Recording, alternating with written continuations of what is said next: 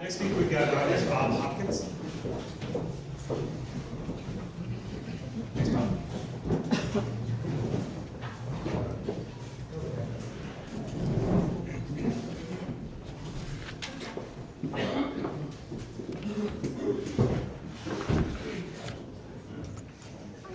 Hey, Bob. Hi, Chuck.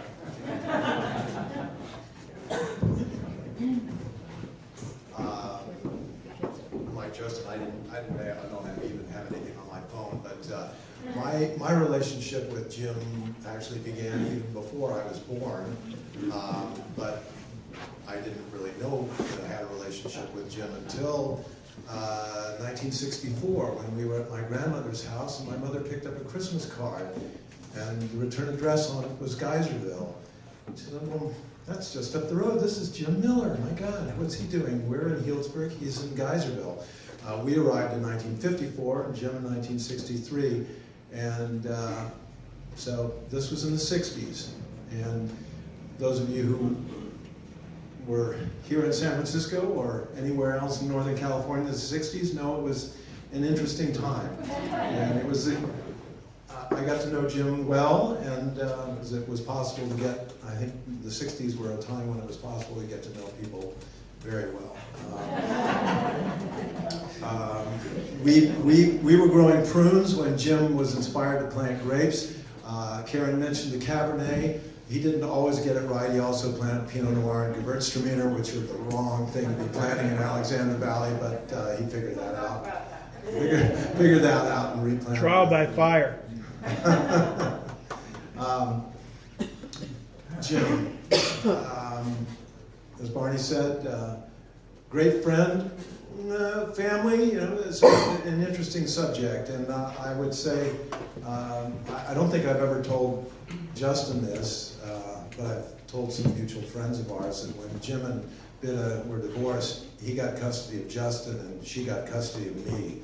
So, and it took me a while to patch that up with Jim, but we did patch it up. We saw each other pretty regularly at the gym in Santa Rosa, and I think we parted friends. One story of visiting with a group of family. We were at the ranch before Justin's birth. And we were watching it. I think Michigan UCLA football game on the television, which is even surprising me that Jim had a TV, but he did apparently. And he decided he was going to feed us all. But how was he going to feed us all? He had just killed a lamb that was in the freezer, a rack of lamb.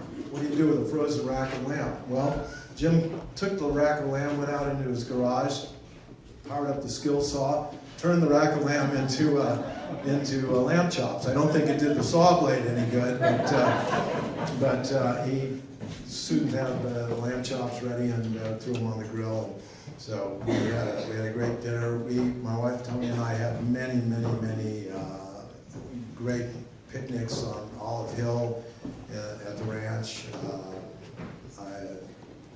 My first and only exposure to lutefisk was there. And for those of you who ever suffered through any lutefisk, you know why I only had it once. But it was a great experience. And we're going to miss Jim. It's been said that living well is the best revenge, and I think Jim got his revenge. He lived well. So.